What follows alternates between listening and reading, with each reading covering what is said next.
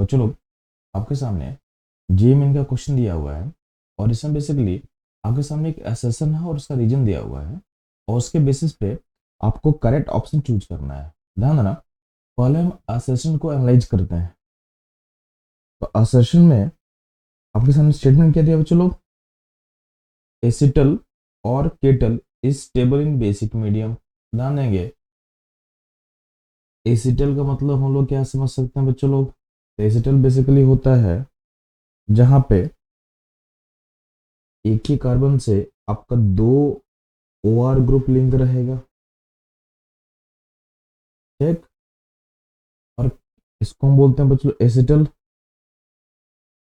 अगर इसमें सेम अगर दो ओ ग्रुप जुड़ा रहे और इसमें अल्काइल चेन जो है आपस में कंबाइन करके साइक्लिक फिगर अगर बना ले तो उसको हम बोलते हैं केटल। तो केटल कैसा दिखेगा आपको बच्चों लोग, तो साइक्लिक एसिटल फॉर्म को हम बोलते हैं केटल। तो मैं एक एग्जांपल आपके सामने ड्रॉ कर रहा हूँ इसको, तो इसको आप केटल बोल सकते हो। ध्यान ना, अगर बेसिक मीडियम आप लोगे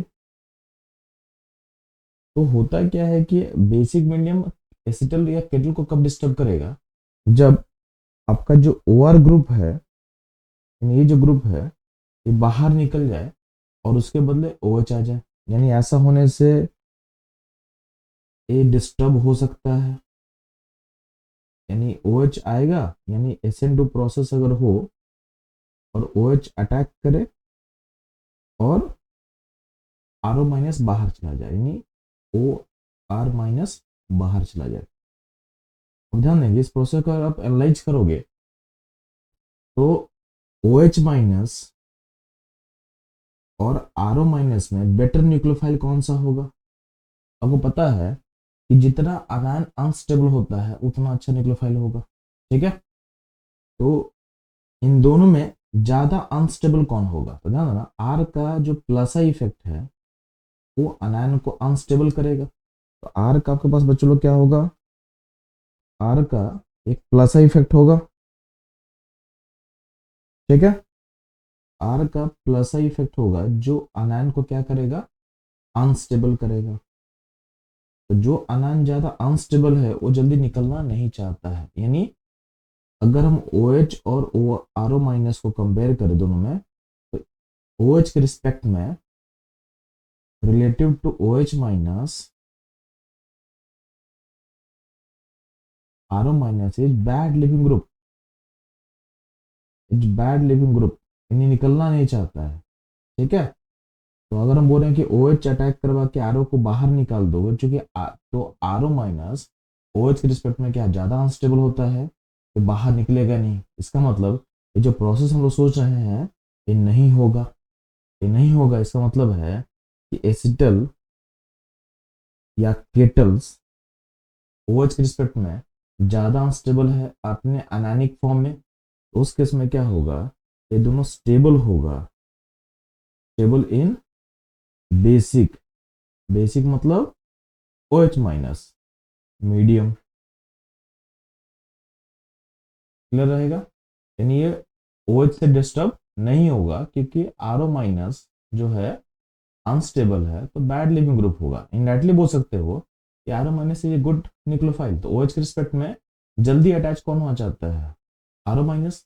तो आर ओ माइनस बॉन्ड को ब्रेक करके वापस निकलेगा नहीं, ठीक।